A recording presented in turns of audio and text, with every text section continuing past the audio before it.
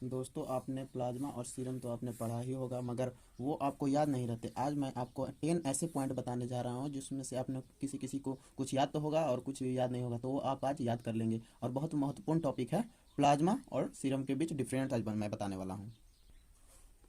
Plasma जो है liquid part of anticoagulant blood का है, यानी कि जब हम ब्लड को लेने के बाद एंटीकोगुलेंट भाइल में जब रखते हैं तो उसको सेंट्रीफ्यूज करते हैं तो हमको मिलता है प्लाज्मा। और सीरम सीरम क्या है? Serum liquid part of coagulated blood, यानी कि ब्लड जो है क्लोट होने के बाद जो हमारा लिक्विड पार्ट बन निकलता है वो सीरम कहलाती है। आगे हम देखते हैं plasma obtain when anticoagulated blood is centrifuge, यानी कि प्लाज्मा को हम कब पा सकते हैं? जब हम एंटीकोगुलेटेड ब्लड को सेंट्रीफ्यूज करेंगे तो हमें मिलेगा प्लाज्मा। और सीरम हमको कब मिलता है? Obtained when coagulated blood is centrifuge, यानी कि जमा हुआ ब्लड को हम जब सेंट्रीफ्यूज करते हैं तब हमको मिलता है सीरम। आगे हम लोग देखते हैं clotting factor is present plasma. Plasma में क्या होता है? क्लॉटिंग फैक्टर एक होता है फिब्रिनोजेन, वो जो है सीरम में नहीं होता है प्रेजेंट, ये ओनली होता है प्लाज्मा में present. Serum clotting factor is absent, यानी कि सीरम में कोई भी क्लॉटिंग फैक्टर या फिब्रिनोजेन नहीं होता है, अब्सेंट होता है।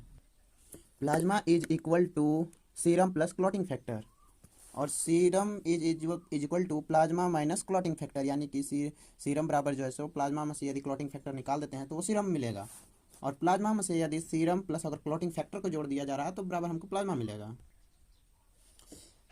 प्लाज्मा की have a ability to clot, यानी कि प्लाज्मा के पास एक ये क्लॉट करने की एबिलिटी होती है, और सीरम के पास don't have ability to clot further, जो कि सीरम के पास क्लॉट करने की फैक्ट्री नहीं होती है, क्योंकि वो क्लॉट जो है सो सीरम जो ब्लड क्लॉट होने के बाद ही सीरम मिला है, इसलिए उनके पास एबिलिटी नहीं होती है।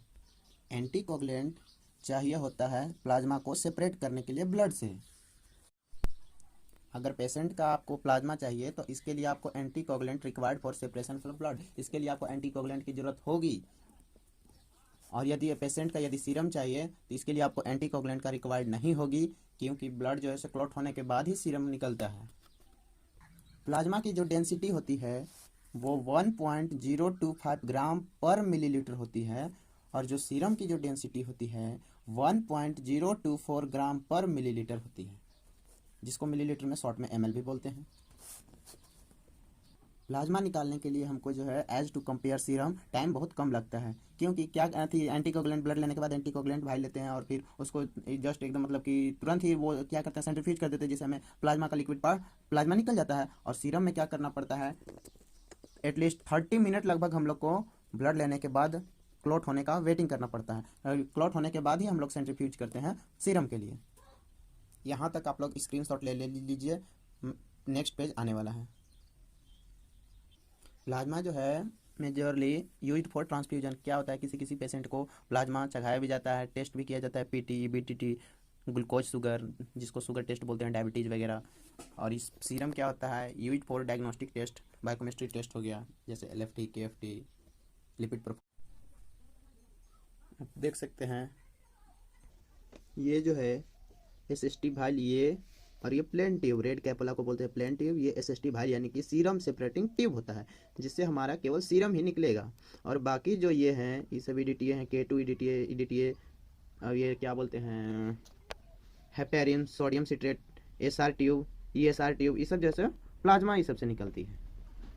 आप ट्यूब को पहचान लीजिए और बताइएगा कमेंट में ज़रूर कि वीडियो कैसा लगा।